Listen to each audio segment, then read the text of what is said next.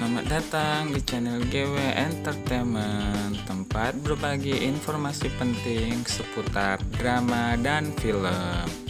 Nah, di sini bagi kalian teman-teman yang belum subscribe channel YouTube ini, semoga kalian berkenan subscribe untuk kemajuan channel YouTube ini. Review drama Korea The Tale of Gumiho episode ke-10. Nah, di sini diberi judul Deja Vu. Nah, di sini adalah kisahnya di episode 10 ini si Ji-ah dan si Leon itu jalan-jalan. Jalan-jalannya kemana guys? Ternyata ke hutan tempat si Leon tinggal, yaitu di pegunungan Baekdugan.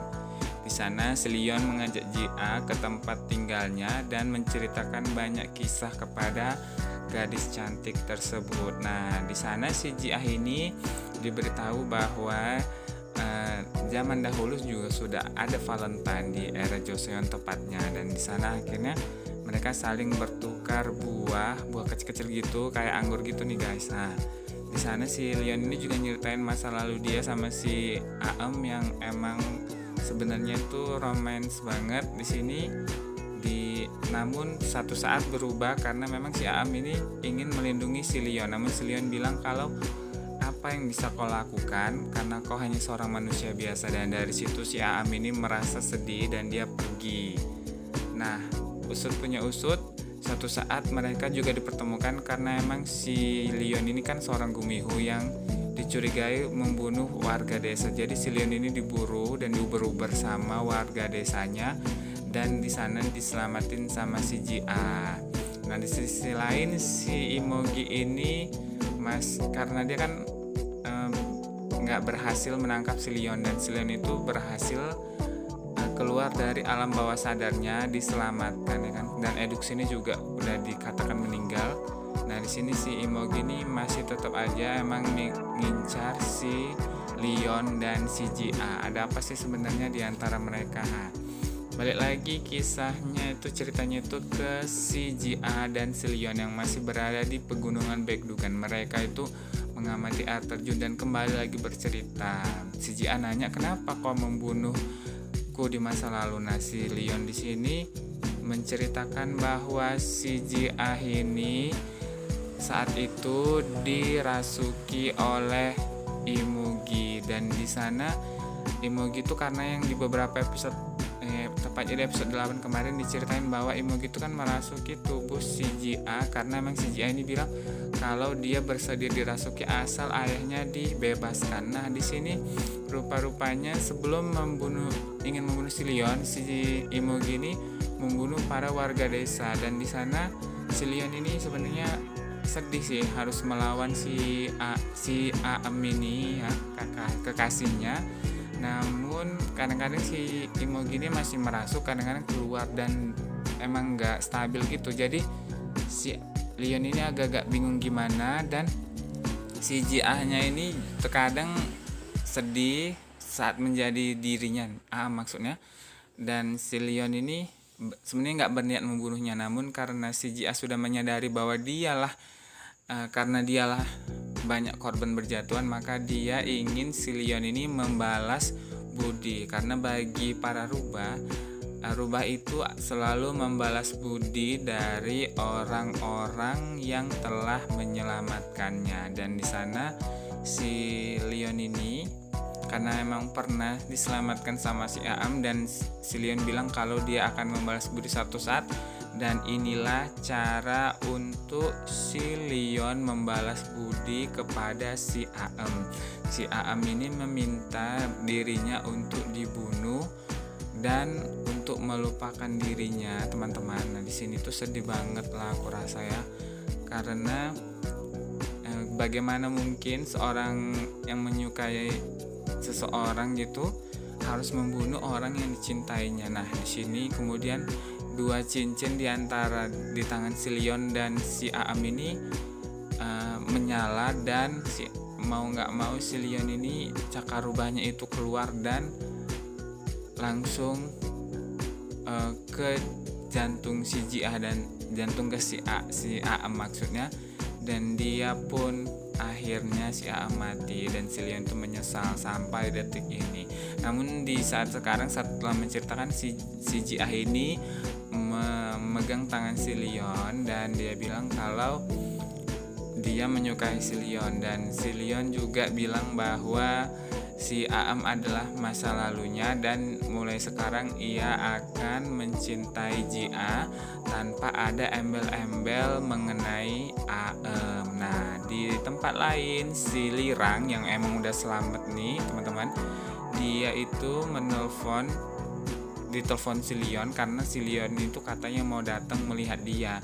Namun si Lirang ini yang nggak baik-baik aja keadaannya ya, karena memang di kaki si Lirang ini masih terdapat racun dari siluman yang menggigitnya di hutan Agui. Dan si Lirang ini tak lama kemudian bilang sama si Yuri ini bahwa si Yuri ini nggak boleh menangis saat kehilangan dirinya nanti. Nah, nggak lama kemudian si Lirang ini pergi. Sebelum pergi, emang si Leon ini sengaja emang mau datang ke tempat si Lirang dengan membawa sebuah bunga azalea ya. Di sini bunga azalea itu si Lirang itu paling suka banget sama bunga azalea. Nah, sini dia membawakan. Nah, sebelumnya si Ji Ah ini bersama teman-temannya di kantor. Nah, kemudian si Ji Ah ini menunjukkan kepada temannya bahwa kekasihnya adalah pria yang memakai payung berwarna merah. Nah, si Leon ini rupanya sudah datang ke tempat si Imogi. Dia ini ingin mencari sesuatu terkait Imogi. Nah, di tempatnya si Lirang ini ketemu sama bapak-bapak tua yang jahat banget. Ternyata di sini teman-teman, bapak-bapak tua itu adalah orang yang menyelamatkan si Lirang dari pedang si Leon saat si Lirang ini membunuh warga desa. Dan di sana itu, di saat itu bapak-bapak ini mengaku bahwa dia sengaja lewat karena emang bapak-bapak ini adalah dikatakan seorang mayat yang hidup lama sekali dan dia sangat baunya ini bau busuk. Nah, di situ bapak-bapak ini teman-teman bau busuk banget, dan bahkan si Lirang waktu datang itu bilang agar bapak ini jaga jarak sama dia. Nah, di sini seperti corona ya, agak jaga jarak ya teman-teman. Nah, di sini rupanya bapak-bapak jahat itu emang yang waktu di episode berapa itu selalu memegang buah ciplukan yang merupakan nyawa dari orang-orang mati yang bisa menambah umur bagi mereka. Nah, si Lirang itu kan ditawari buah ciplukan tersebut, namun si Lirang agak-agak dengan egonya karena emang dia sebenarnya sih agak tobat sih. Dia itu ingin baik dengan si Leon. Nah, di sini sebenarnya dilema karena dia emang udah agak berubah. Namun bapak-bapak ini mengancam bahwa bukankah rubah harus berbalas budi kepada orang yang telah menolongnya. Dan di sini si Lirang ini setengah bingung ya, karena di sana memang dia itu harus menangkap si Leon dan menyerahkan ke bapak-bapak tersebut. Nah, si Ji Ah yang sedang bersama temannya ini menceritakan bahwa di masa lalu kedua temannya ini adalah orang yang sangat dekat dengan dirinya. Teman-temannya ini nggak yakin itu.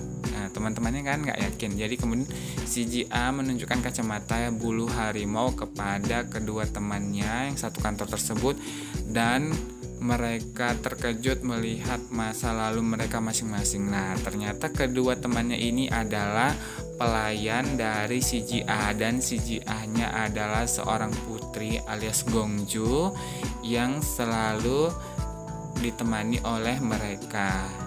Nah, emang hubungan mereka ini dekat banget nih kawan-kawan semua. Nah, di situ si Ji Ah janji bahwa dia akan terus melindungi kedua teman-temannya ini. Di situ kemudian nggak lama si Leon datang dan bilang apakah kalian tidak percaya di situ. Nah, si Lirang pun mau nggak mau ini teman-teman makan buah ciplukan dan dia pulang. Dan di sana si Yuri ini bilang kalau si Leon itu tadi datang ke rumahnya. Nah, si Lirang ini bingung. Nah, di sana bapak-bapak tua tadi yang ketemu sama si Lirang itu mengajukan permintaan khusus kepada bos CGA di sana. Permintaannya apa nanti akan kita bahas. Nah, kemudian si Leon ini ketemu sama si Shinju. Si Shinju adalah dokter. Nah, di situ si Shinju bilang kalau si Lirang ini ketemu sama di tempat si Imogi. Nah, Leon langsung gerak cepat, dia langsung datangi bapak-bapak tersebut di mana Imogi ada. Dan di situ bapak-bapak itu terkejut sekali dan sepertinya bapak-bapak itu nggak berani sih kayaknya sama si Leon. Nah, dia cuma memanfaatkan Imogi aja.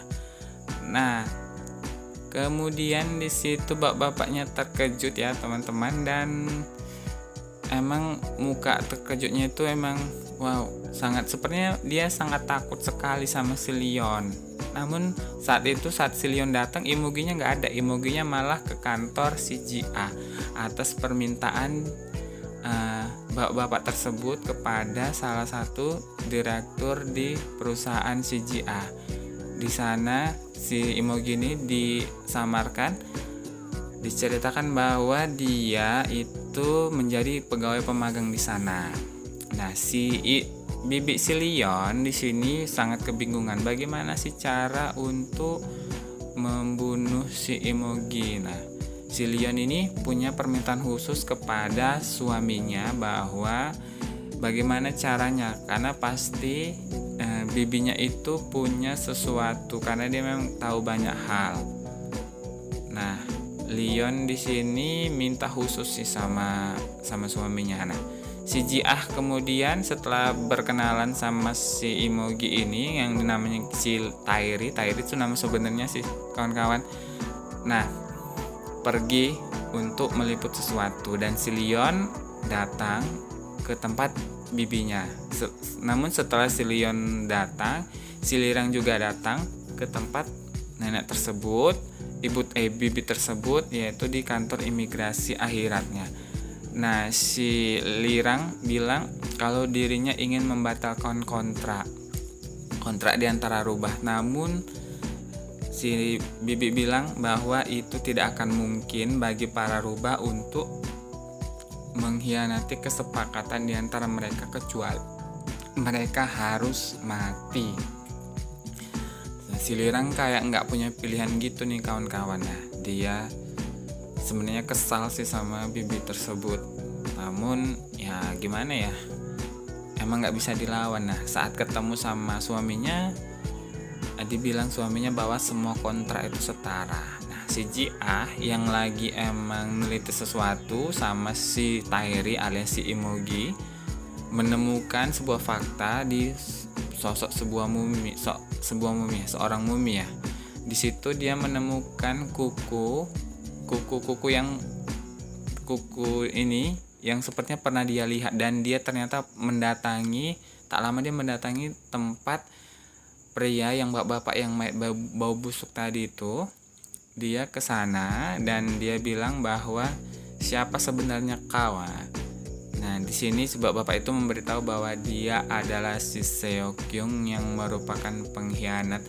Dan si Jiah ini bertanya, pasti kau tahu di mana ibu dan ayahku berada. Namun si Seokyung itu bilang bahwa ibunya dan ayahnya itu bisa diberitahu, bisa kembali saat si Jiah nanti akan menukar si Leon dengan nyawa kedua orang tuanya. Wow, sadis banget nih bapak-bapak alias kakek-kakek ini ya. Kakek udah jadi mayat ini beratus-ratus tahun.